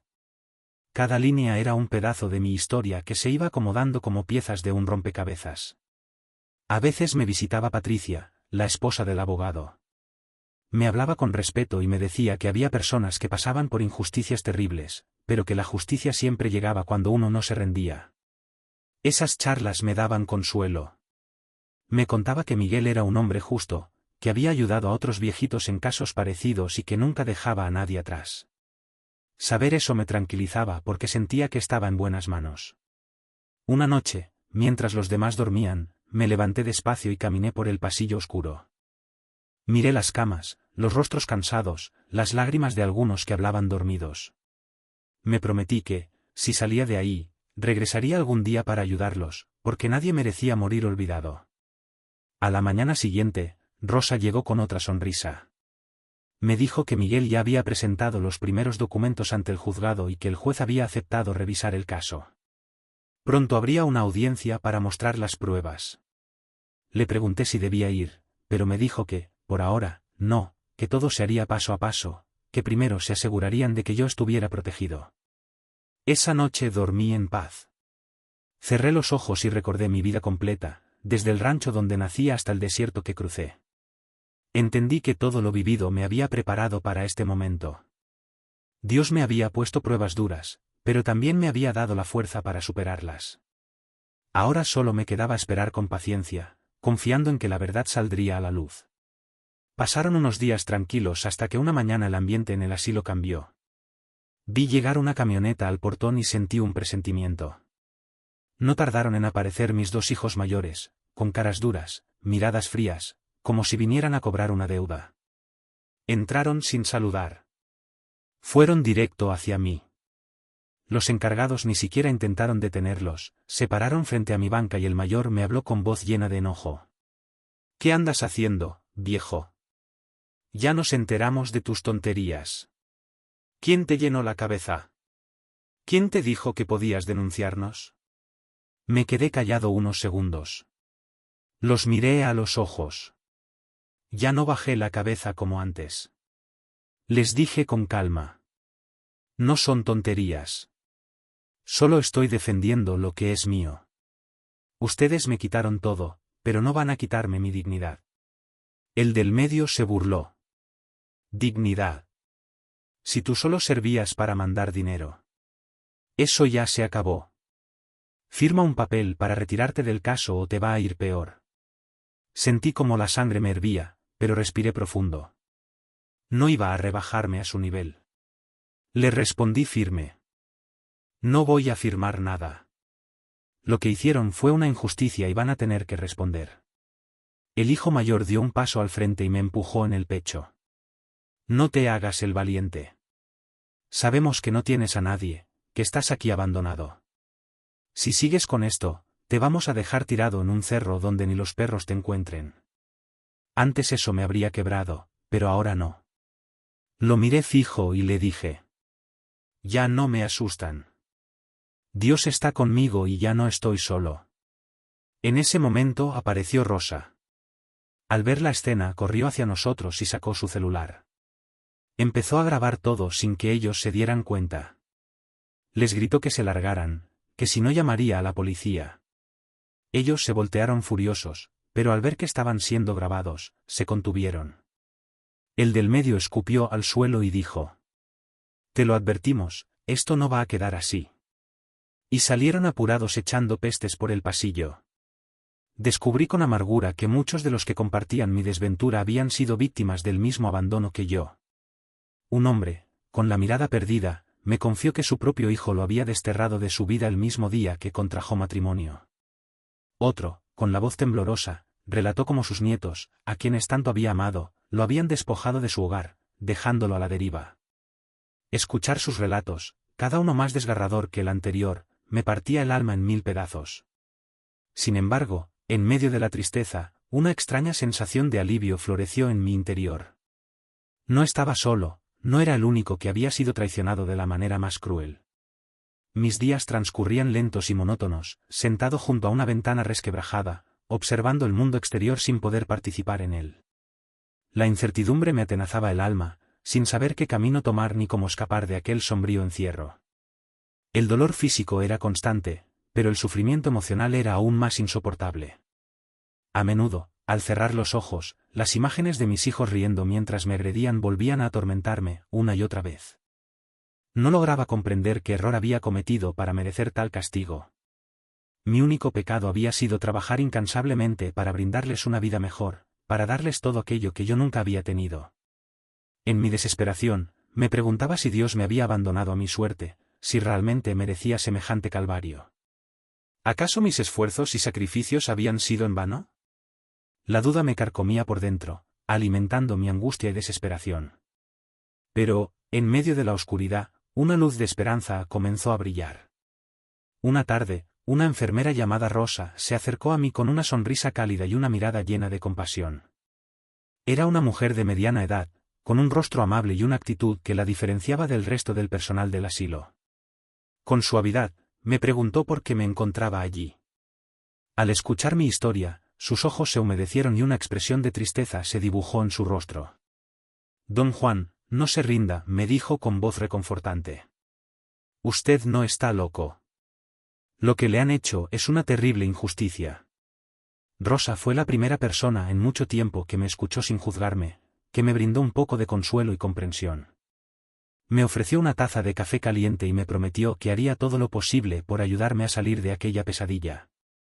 Días después, Rosa me presentó a una amiga suya llamada Patricia, quien había acudido al asilo para visitar a un familiar. Con gran paciencia, le relató mi caso y ella me escuchó con atención y empatía. Al finalizar mi relato, Patricia me miró con determinación y me dijo: Mi esposo es abogado. Esto no puede quedar así. Hay leyes que protegen a las personas como usted, don Juan. Usted tiene derechos y vamos a luchar para que se haga justicia. Esas palabras resonaron en mi interior como un rayo de esperanza. Sentí que algo se encendía dentro de mí, una llama de optimismo que creía extinguida. Le supliqué a Patricia que hablara con su esposo, que le explicara mi situación y que me ayudara a recuperar lo que me habían arrebatado, aunque solo fuera una parte.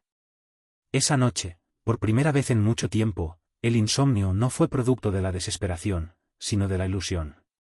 Una pequeña chispa de esperanza había logrado encenderse en mi corazón, recordándome que aún existía la posibilidad de un futuro mejor. En medio de mis pensamientos, recordé que, antes de regresar a México, había instalado una cámara de seguridad en la sala de mi casa. Lo había hecho por precaución, siguiendo el consejo de un amigo que me había advertido sobre los peligros de confiar demasiado en las personas. En Estados Unidos, había aprendido que nunca está de más tener pruebas para protegerse de posibles engaños y traiciones. También recordé que había guardado copias de todas las escrituras y facturas de mis propiedades en una carpeta que había confiado a un viejo amigo, don Esteban, quien vivía a pocas cuadras de mi casa. Don Esteban me había prometido cuidar de esos documentos hasta mi regreso, asegurándome que estarían a salvo en sus manos. A la mañana siguiente, con el corazón lleno de esperanza, le conté todo a Rosa. Ella, conmovida por mi historia, me ofreció su teléfono móvil para que pudiera comunicarme con Patricia. Con las manos temblorosas, marqué el número que Patricia me había dejado en un pequeño papelito escondido debajo del colchón. Le expliqué a Patricia lo de la cámara de seguridad y los documentos que había confiado a don Esteban. Ella me escuchó atentamente y me dijo que su esposo, Miguel Salas, quería hablar conmigo personalmente. Me pasó el teléfono y escuché una voz firme y segura que me transmitió confianza y esperanza. Don Juan, si usted tiene pruebas de todo lo que dice, podemos hacer justicia, me dijo Miguel. Pero necesito que tenga paciencia y que confíe en mí. Yo me voy a encargar de que se haga justicia. Esas palabras me inyectaron una dosis de energía y determinación. Colgué el teléfono con lágrimas en los ojos, pero esta vez no eran lágrimas de tristeza y desesperación, sino de alivio y esperanza. Sentí que no todo estaba perdido, que Dios había puesto a esas personas en mi camino en el momento justo. Esa misma tarde, me senté en mi cama y comencé a escribir en un trozo de papel todo lo que recordaba, los golpes, los insultos, las fechas, los nombres, los detalles de la fiesta, los testigos que podrían corroborar mi versión de los hechos. Cada línea que escribía era como extraer un clavo oxidado de mi corazón, liberando el dolor y la angustia que me habían estado consumiendo durante tanto tiempo. Rosa, conmovida por mi determinación, me prometió que seguiría ayudándome en todo lo que pudiera.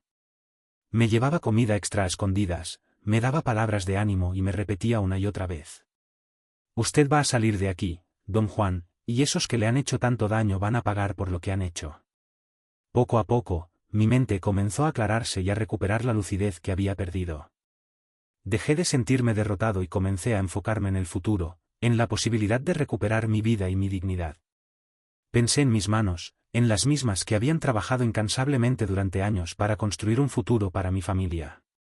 Pensé en las veces que había estado a punto de morir, pero que había logrado salir adelante gracias a mi fuerza de voluntad y mi espíritu de lucha.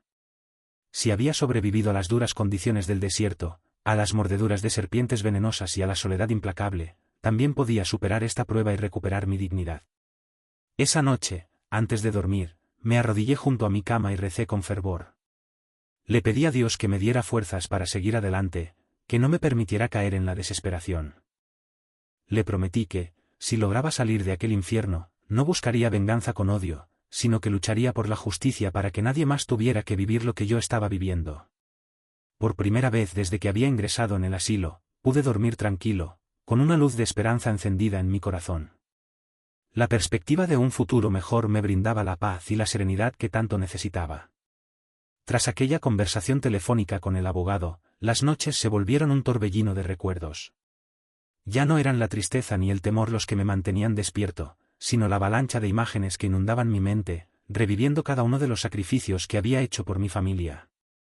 Al cerrar los ojos, me veía de nuevo en aquellos años de juventud, trabajando incansablemente en el norte. Recordaba las madrugadas gélidas, cuando me levantaba antes de que el sol asomara por el horizonte, con el cuerpo dolorido y la mente agotada. A pesar del cansancio, mi corazón se mantenía lleno de esperanza. Caminaba hacia el trabajo con frío o con calor, bajo la lluvia torrencial o el sol abrasador, sin importar si tenía fiebre o me sentía enfermo. Sabía que cada hora de esfuerzo, cada gota de sudor, se traduciría en comida para mis hijos, en una mejor calidad de vida para mi familia. Las imágenes me transportaban a los primeros meses en el norte, cuando dormía hacinado en el suelo de una bodega junto con otros compatriotas. No teníamos colchones ni almohadas, solo unas viejas cobijas para protegernos del frío y una bombilla colgando del techo que apenas iluminaba el espacio. Nuestra dieta se basaba en pan duro y frijoles enlatados, y nos bañábamos con agua fría porque no había calentador. A pesar de las privaciones, nos manteníamos unidos y nos dábamos ánimos para seguir adelante. Un recuerdo en particular me golpeó con fuerza. Una vez, mientras trabajaba en una obra de construcción, un trozo de varilla de acero se desprendió de lo alto y me golpeó en el hombro. El dolor fue tan intenso que me hizo ver las estrellas, pero no podía permitirme parar. Me amarré el brazo con un trapo sucio y continué cargando pesados bultos, porque si faltaba un día al trabajo, me descontaban el salario y el dinero debía llegar a casa sin falta. Cada fin de mes, religiosamente, acudía a la tienda de envíos para mandar los dólares a México. A veces, apenas me quedaban 10 o 20 dólares para sobrevivir, pero no me importaba. Lo importante era que mis hijos tuvieran lo necesario para vivir dignamente. Me imaginaba sus rostros de alegría al recibir los paquetes, estrenando ropa nueva, estudiando con dedicación, comiendo alimentos nutritivos. Esa imagen me daba fuerzas para seguir adelante, para soportar el cansancio y la soledad. Un recuerdo navideño me llenó de nostalgia. Una Nochebuena, me encontré solo en mi habitación, iluminado por la tenue luz de una vela y acompañado por una lata de atún. Afuera, el estruendo de los fuegos artificiales inundaba el cielo, mientras yo lloraba desconsoladamente frente a una fotografía de mis hijos pegada en la pared. En ese momento, me hice una promesa a mí mismo: algún día volvería a abrazarlos, algún día todo el sacrificio valdría la pena. También rememoré las incontables veces que estuve enfermo y no tuve a nadie que me cuidara. En una ocasión, me dio una fiebre altísima por trabajar bajo la lluvia. Me envolví en una cobija vieja y me quedé dormido en el suelo, temblando sin cesar durante toda la noche. Sin embargo, al día siguiente me levanté y fui a la obra, porque allá nadie te espera. Si no trabajas, no comes. Fueron años de ardua lucha, de callar humillaciones, de soportar los gritos de jefes déspotas y de ver a compañeros desmayarse por el agotamiento. Pero yo perseveré, impulsado por el deseo de darles a mis hijos un futuro mejor. Recordé con orgullo el día en que envié el dinero para comprar la primera camioneta familiar. Me sentí inmensamente feliz cuando María me contó que los niños podrían asistir a una buena escuela gracias a mi esfuerzo. En mi ingenuidad, creía que mis hijos me estarían eternamente agradecidos por mis sacrificios. Imaginaba que, a mi regreso a México, me recibirían con alegría, me abrazarían con fuerza y me dirían que todo había valido la pena. Pero ahora, al verme abandonado en aquel asilo, todo ese esfuerzo parecía haber sido en vano. Cuanto más recordaba, más indignación sentía. No es que deseara hacerles daño a mis hijos, pero no podía aceptar la injusticia que estaban cometiendo conmigo. No merecía acabar mis días en un asilo, tratado como un estorbo, después de haber dado mi vida entera por ellos. Cada recuerdo se convertía en un nuevo impulso, una inyección de energía que me levantaba el ánimo y me impulsaba a seguir luchando. Pensé en todas las veces que había estado al borde de la muerte y no me había rendido. Si había sobrevivido a las inclemencias del desierto, a la sed implacable, a la mordedura venenosa de una serp. Me quedé temblando, no de miedo, sino de una rabia que apenas podía contener. Rosa, con su infinita paciencia, me ayudó a sentarme, susurrándome al oído: tranquilo, don Juan, ya tenemos otra prueba irrefutable. Todo quedó grabado. No se escaparán esta vez. Apenas pude agradecerle con la voz quebrada por la emoción. Un fuego me quemaba el pecho, pero no era un fuego de temor, sino de una valentía recién descubierta. Por primera vez en mucho tiempo, sentí que podía enfrentarlos con la frente en alto, sin el peso de la vergüenza ni el yugo del miedo. Esa tarde, Miguel, el joven abogado que había tomado mi caso con tanta dedicación, vino al asilo para verme. Rosa, con la cautela que la caracterizaba, le entregó el vídeo. Miguel lo revisó atentamente en su teléfono móvil, su rostro impasible hasta que, finalmente, asintió con una expresión de satisfacción. Esto es oro puro, don Juan, me dijo, sus ojos brillando con determinación. Es una amenaza directa, una prueba irrefutable de su comportamiento. Esto lo vamos a presentar en el juzgado sin dilación. Me miró fijamente a los ojos, transmitiéndome una confianza que necesitaba desesperadamente. Usted está haciendo lo correcto, don Juan. No se deje intimidar por nada ni por nadie. Ellos saben que la verdad los está alcanzando, que ya no pueden seguir ocultándose. Le conté con detalle cómo me habían hablado mis hijos, los insultos lacerantes, las amenazas veladas que ahora se volvían explícitas. Miguel tomó nota de cada palabra, de cada gesto, asegurándome que en los próximos días gestionaría una orden de protección para que no pudieran acercarse a mí.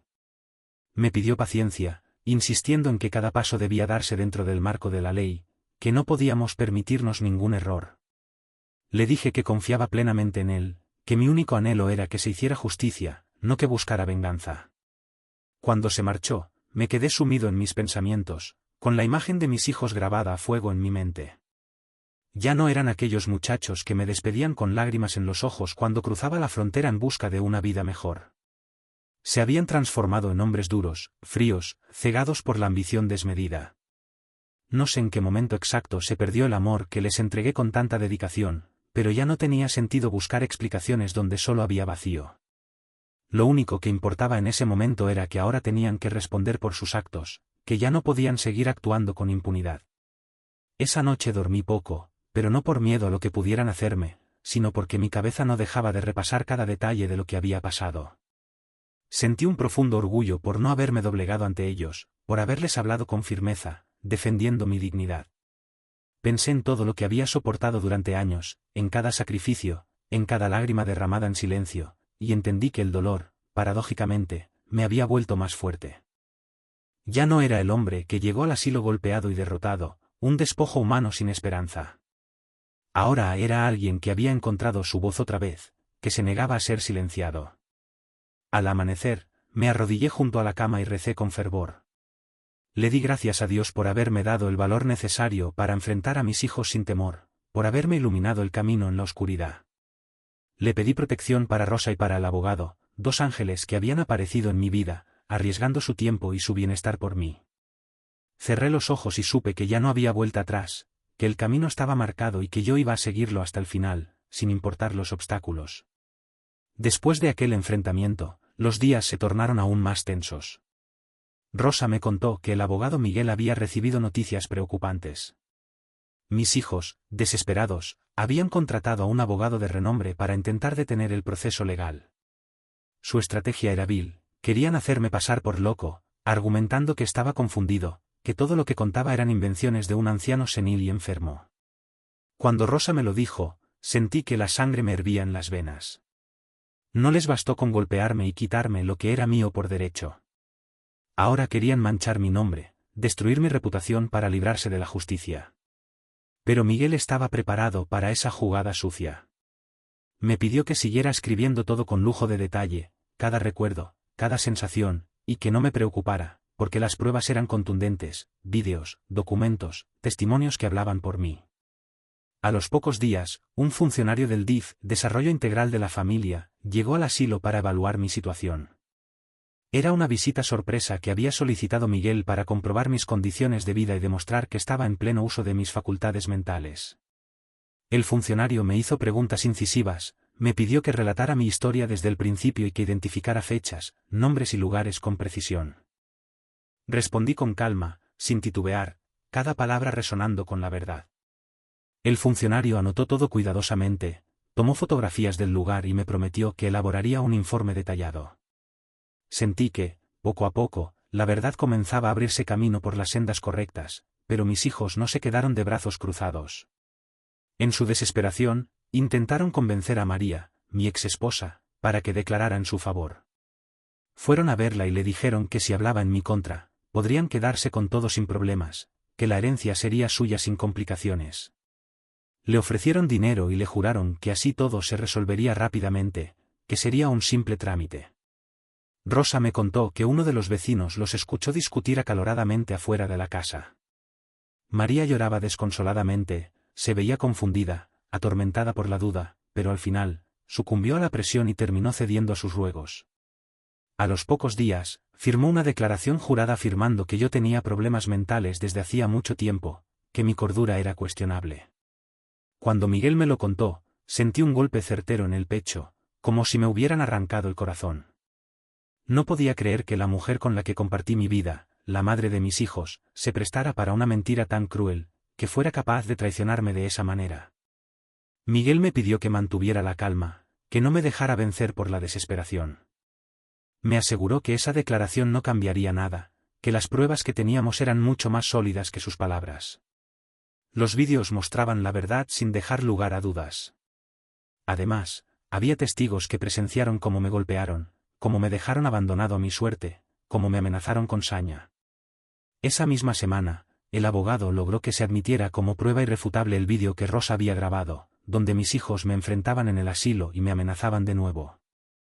Aquello desmoronó gran parte de su versión de los hechos, pero ellos, aferrados a su codicia, siguieron intentándolo. Miguel recibió informes confidenciales de que mis hijos ofrecieron una suma considerable de dinero a un empleado del juzgado para retrasar el expediente, para entorpecer el proceso legal. El hombre fingió aceptar el soborno, pero grabó la conversación comprometedora y la entregó a las autoridades como prueba fehaciente de intento de corrupción. Aquello fue un error garrafal de su parte. Ahora no solo enfrentaban cargos por abuso y despojo, sino también por corrupción, un delito mucho más grave que podría acarrearles severas consecuencias. La noticia se empezó a regar como pólvora entre la gente del barrio.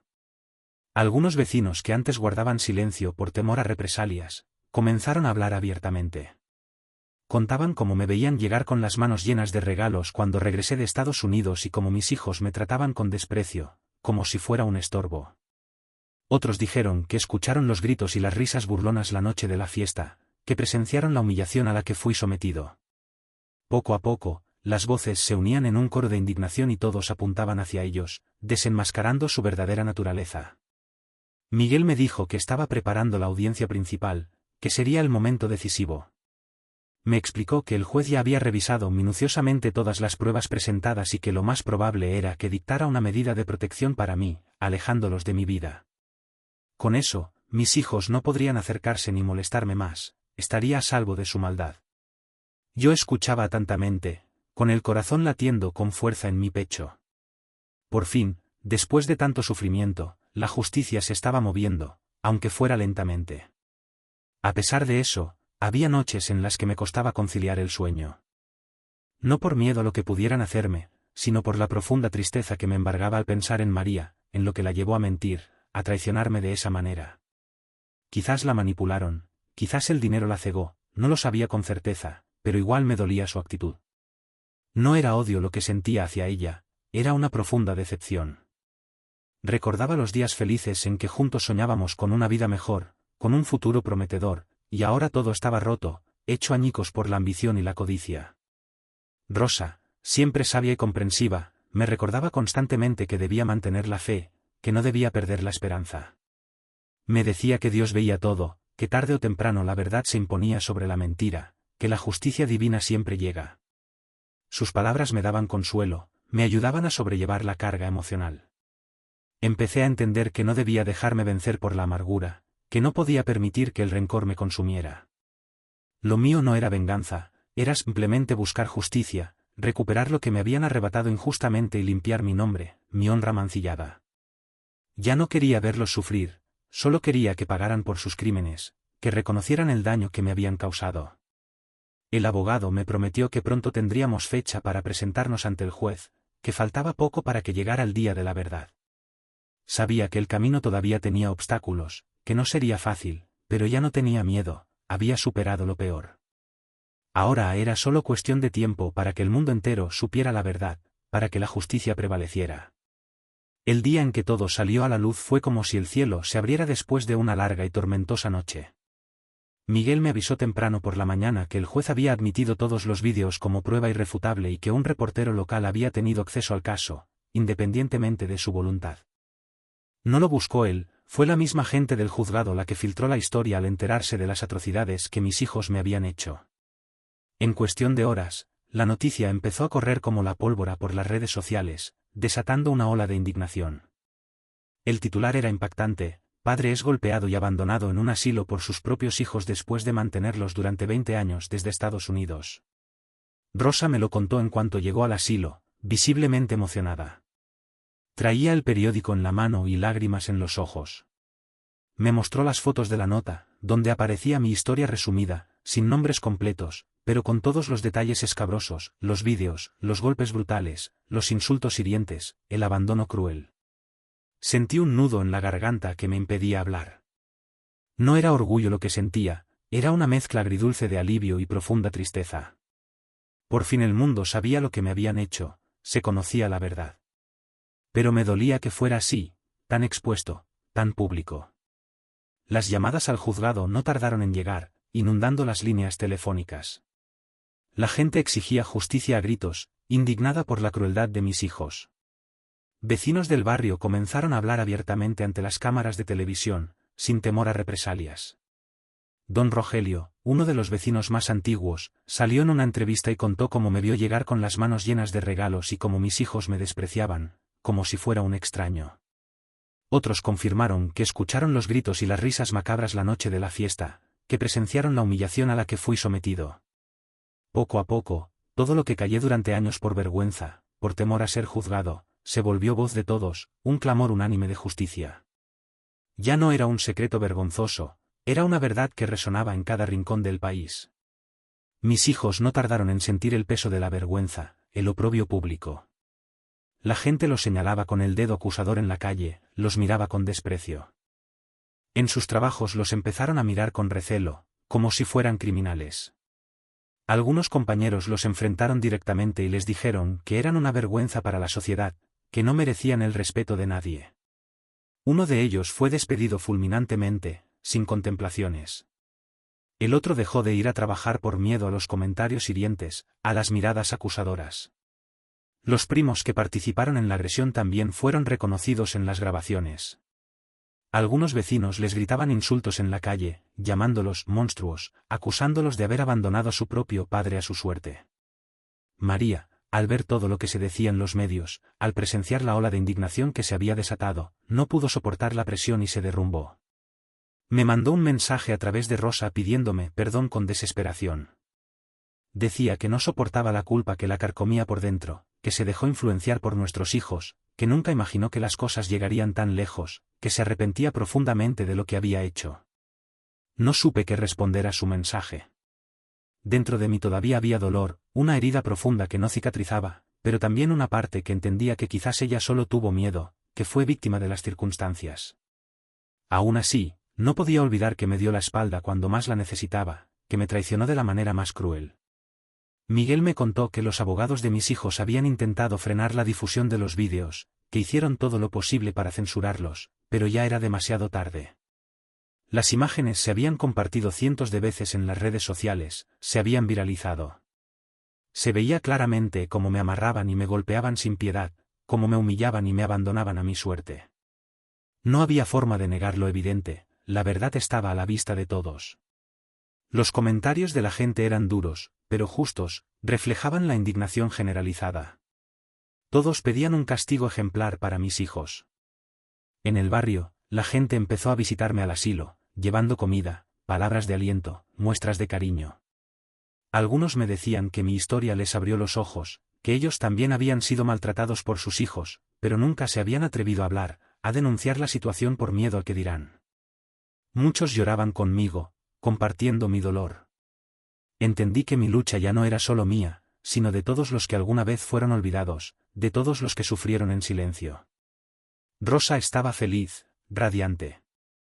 Me dijo que el juez había ordenado una audiencia pública para revisar todo el caso, que sería transmitida en vivo por televisión. Mis hijos tendrían que presentarse ante el juez y escuchar las pruebas irrefutables frente a todo el mundo. Esa noticia corrió como pólvora, generando una gran expectativa. Los medios confirmaron que estarían presentes y que el juicio se transmitiría en vivo, llevando la verdad a todos los rincones del país. Yo no buscaba fama, solo quería justicia, que se reconociera mi dignidad. Pero entendía que mientras más gente supiera lo que me habían hecho, menos podrían esconderse, menos posibilidades tendrían de manipular la verdad. Los días previos a la audiencia fueron intensos, llenos de tensión.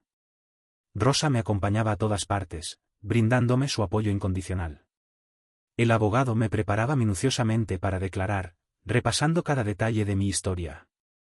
Me pidió que hablara con calma, que no dejara que la rabia me guiara, que contara todo como lo viví, con la verdad en la boca. Le prometí que así sería, que no me dejaría llevar por las emociones. La noche anterior a la audiencia me costó conciliar el sueño, no por miedo, sino por la emoción de saber que por fin se acercaba el momento de la verdad, el día de la justicia. Miré al techo de mi habitación y recordé todo lo que pasé, el desierto, los años de trabajo incansable, los golpes, el abandono, todo me había traído hasta ese momento crucial. Y aunque el dolor seguía presente, dentro de mí ya no había tristeza, había fuerza, una determinación inquebrantable. Sabía que Dios estaba conmigo y que la verdad estaba haciendo su camino, abriéndose paso entre la oscuridad. El día de la audiencia amaneció nublado, como si el cielo supiera que algo importante estaba por pasar.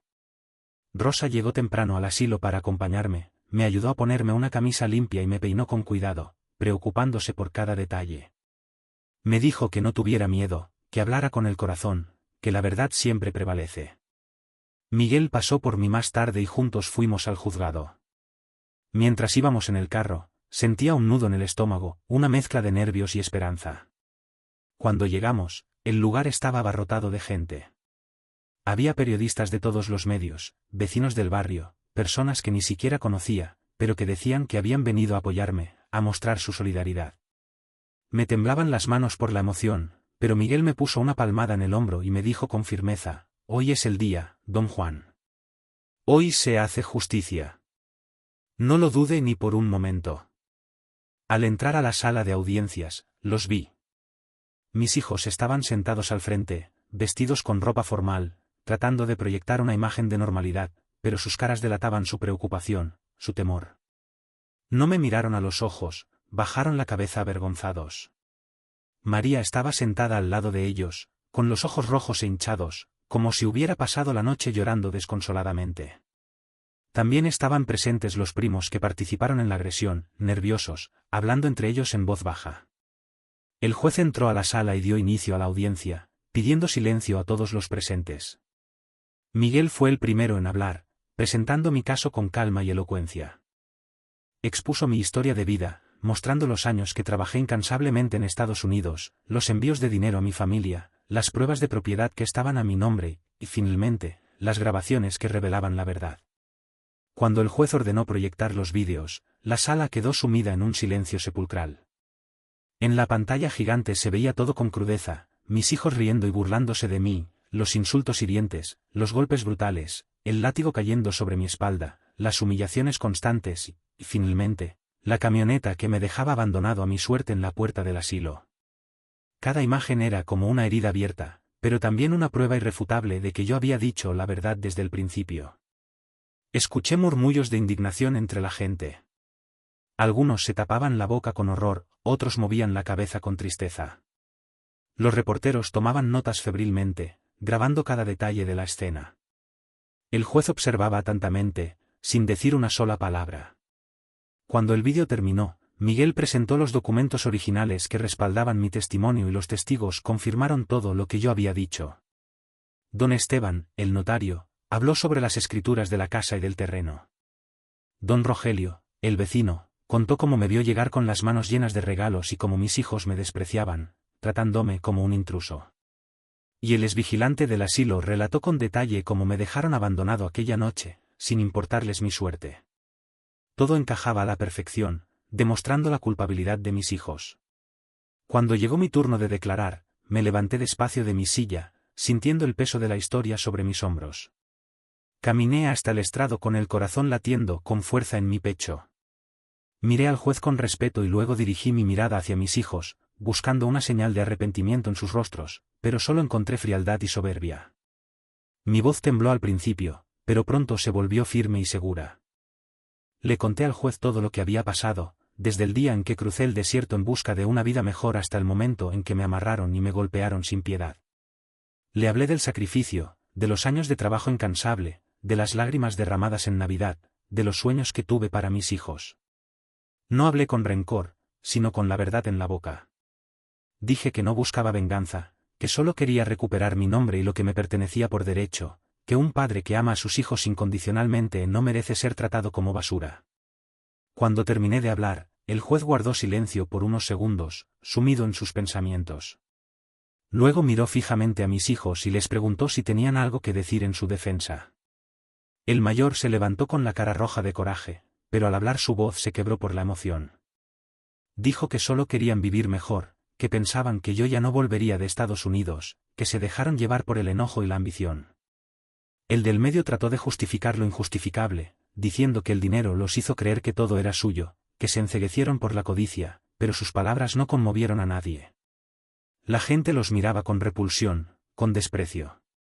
María rompió en llanto desconsoladamente, se levantó de su silla y le pidió al juez permiso para hablar. Entre sollozos confesó que había mentido en su declaración jurada, que la presión y el miedo la hicieron firmar un documento falso. Dijo que yo siempre fui un buen esposo y un buen padre, que nunca me faltó al respeto ni me abandonó, que siempre me entregó todo su amor y su apoyo. Todos escuchaban en silencio, conmovidos por su testimonio. El juez ordenó un receso para deliberar. Cuando regresó a la sala, leyó su resolución con voz firme y clara. Declaró culpables a mis hijos y a los primos que participaron en la agresión de los delitos de abuso, despojo y abandono. Dictó prisión preventiva para todos ellos y ordenó el embargo de los bienes que se habían puesto a su nombre. También ordenó que la casa y las propiedades volvieran legalmente a mi nombre. La sala estalló en murmullos de aprobación. Mis hijos bajaron la cabeza, avergonzados. Algunos lloraban desconsoladamente, otros solo apretaban los dientes con rabia. Yo me quedé quieto en mi lugar, sin reaccionar. No sentí alegría ni júbilo, solo una paz profunda en mi corazón. Sabía que Dios había hecho su parte, que la justicia divina había prevalecido. Todo lo que callé durante años por temor a ser juzgado por fin había sido escuchado.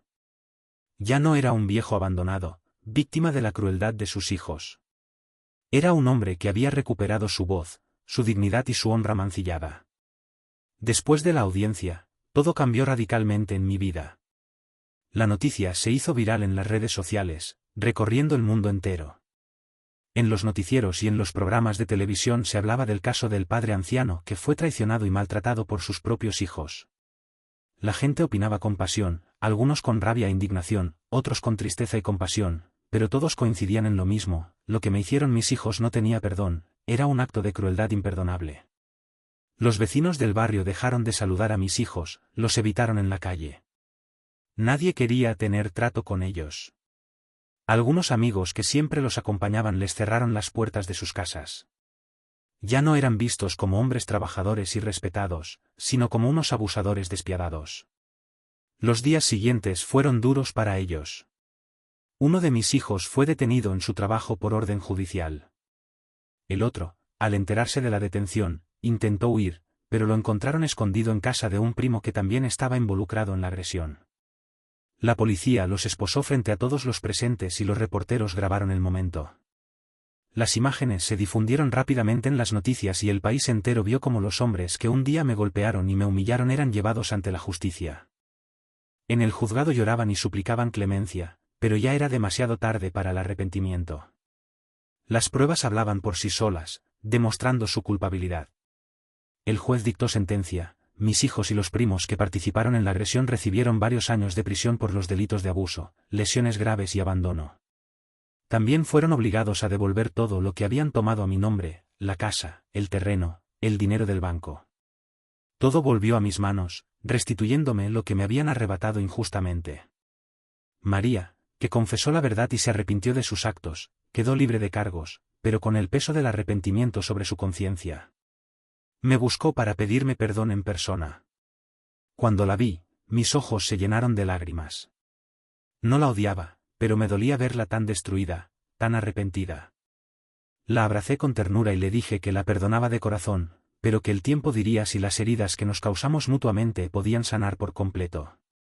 Miguel y Rosa estuvieron conmigo en todo momento, brindándome su apoyo incondicional. Se convirtieron en mi nueva familia, los ángeles que me rescataron de la oscuridad. Cuando firmé los papeles que me devolvían mi casa, sentí que algo dentro de mí se liberaba, que un peso enorme se desvanecía. Ya no era el hombre golpeado y abandonado en un asilo. Era alguien que había sobrevivido a lo peor que la vida le había deparado y que había logrado obtener justicia sin levantar un solo puño, confiando en la ley y en la bondad de las personas.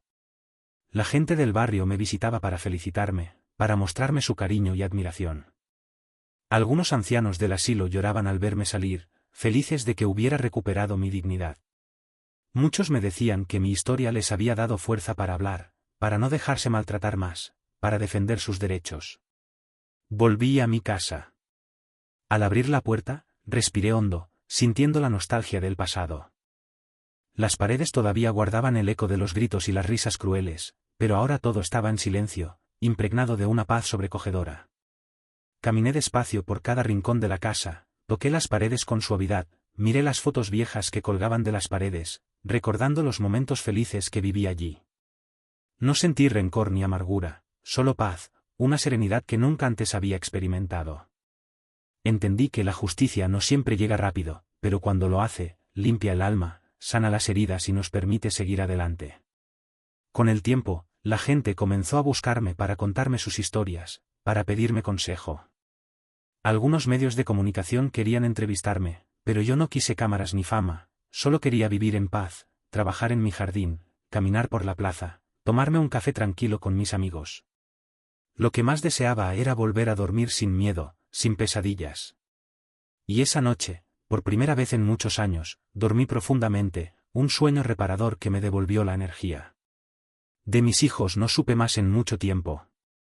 Me enteré de que en la cárcel no lo pasaban bien, que eran maltratados por otros reclusos. Algunos los despreciaban por lo que habían hecho, por haber maltratado a su propio padre. Dicen que uno de ellos pidió hablar conmigo, que quería disculparse por su comportamiento. No sé si algún día lo haré, no por odio ni rencor, sino porque hay heridas que tardan mucho tiempo en cerrar. Pero dentro de mí no guardo resentimiento, solo compasión por ellos. Espero que aprendan la lección, que entiendan el daño que causaron y que un día encuentren el perdón en Dios. Rosa y Miguel siguieron visitándome con frecuencia. Se convirtieron en mi nueva familia, los ángeles que Dios me envió para protegerme. Ella me llevó al asilo para despedirme de los viejitos, para decirles adiós. Les llevé pan, fruta fresca y cobijas nuevas para que no pasaran frío. Cuando me vieron llegar, algunos lloraron de alegría. Les dije que nunca olvidaran quiénes son, que todos somos valiosos y merecemos respeto, que nadie merece ser tratado como un estorbo. Ahora vivo con calma y tranquilidad. Cada mañana me levanto temprano, miro el cielo azul y doy gracias a Dios por un nuevo día. No tengo mucho, pero tengo lo más importante, mi dignidad intacta, mi conciencia tranquila y el amor de las personas que me rodean. Ya no cargo con el peso del miedo ni la tristeza. Lo que me hicieron fue cruel e injusto, pero no logró destruirme por completo. Al contrario, me hizo más fuerte, más resiliente. A veces me siento en el patio de mi casa y cierro los ojos, sintiendo la brisa suave en mi cara. Pienso en todo lo que pasé, en cada obstáculo que superé, en cada lágrima que derramé. Y sonrío porque sé que Dios nunca me abandonó, que siempre estuvo a mi lado. Él vio mis lágrimas, escuchó mis oraciones y esperó el momento justo para levantarme, para devolverme la esperanza. Y aunque mi historia fue dura y dolorosa, terminó como debía terminar, con justicia, con verdad y con una profunda paz en mi corazón. Me quedé temblando, no de miedo, sino de una rabia contenida que amenazaba con explotar. Rosa, siempre tan atenta y comprensiva, me ayudó a sentarme, susurrándome al oído palabras de consuelo. Tranquilo, don Juan, ya tenemos otra prueba irrefutable. Todo quedó grabado, no podrán negarlo esta vez. Apenas pude agradecerle con la voz entrecortada por la emoción.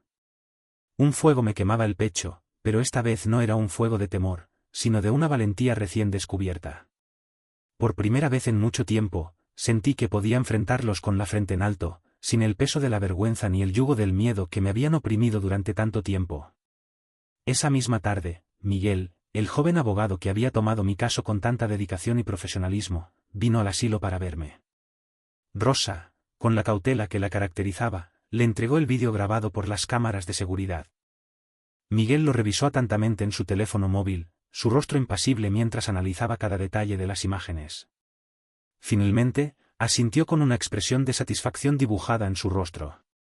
«Esto es oro puro, don Juan», me dijo, sus ojos brillando con determinación. «Es una amenaza directa, una prueba irrefutable de su comportamiento abusivo y despiadado. Esto lo vamos a presentar en el juzgado sin dilación, para que no puedan seguir escapando de la justicia». Me miró fijamente a los ojos, transmitiéndome una confianza que necesitaba desesperadamente en esos momentos de incertidumbre. «Usted está haciendo lo correcto, don Juan. No se deje intimidar por nada ni por nadie. Ellos saben que la verdad los está alcanzando, que ya no pueden seguir ocultándose tras una fachada de mentiras y engaños». Le conté con lujo de detalles cómo me habían hablado mis hijos, los insultos lacerantes que me habían proferido, las amenazas veladas que ahora se volvían explícitas, sin ningún tipo de remordimiento. Miguel tomó nota de cada palabra, de cada gesto, asegurándome que en los próximos días gestionaría una orden de protección para que no pudieran acercarse a mí, protegiéndome de su ira y su codicia.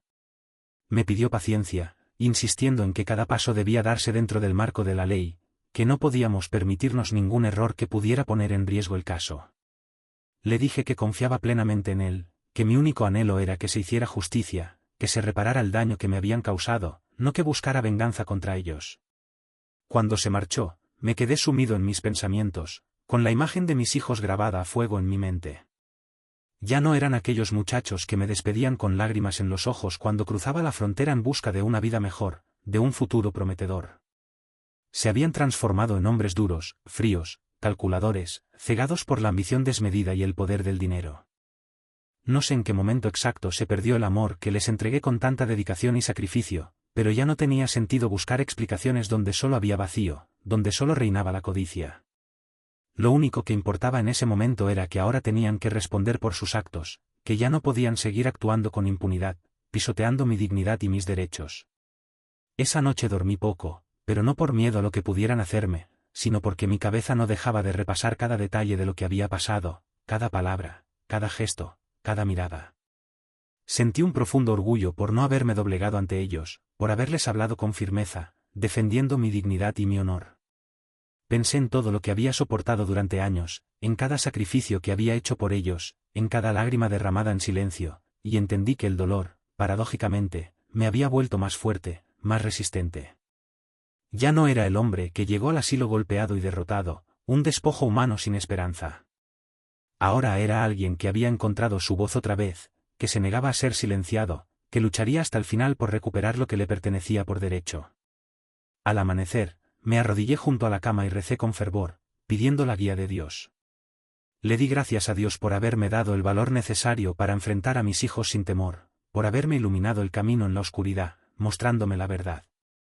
Le pedí protección para Rosa y para el abogado, dos ángeles que habían aparecido en mi vida, arriesgando su tiempo y su bienestar por mí. Cerré los ojos y supe que ya no había vuelta atrás, que el camino estaba marcado y que yo iba a seguirlo hasta el final, sin importar los obstáculos que se interpusieran en mi camino. Después de aquel enfrentamiento, los días se tornaron aún más tensos, cargados de incertidumbre. Rosa me contó que el abogado Miguel había recibido noticias preocupantes.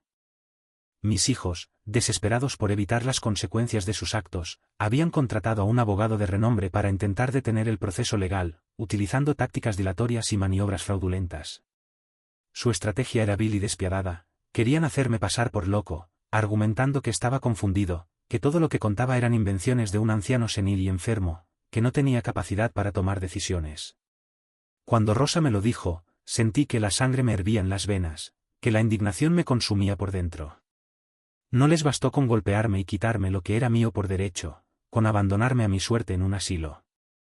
Ahora querían manchar mi nombre, destruir mi reputación, socavar mi credibilidad para librarse de la justicia, para seguir disfrutando de los frutos de su codicia. Pero Miguel estaba preparado para esa jugada sucia, había previsto su estrategia. Me pidió que siguiera escribiendo todo con lujo de detalle, cada recuerdo, cada sensación, cada pensamiento, y que no me preocupara, porque las pruebas eran contundentes, irrefutables, vídeos, documentos, testimonios que hablaban por mí, que demostraban mi cordura y la maldad de mis hijos. A los pocos días, un funcionario del DIF, DES.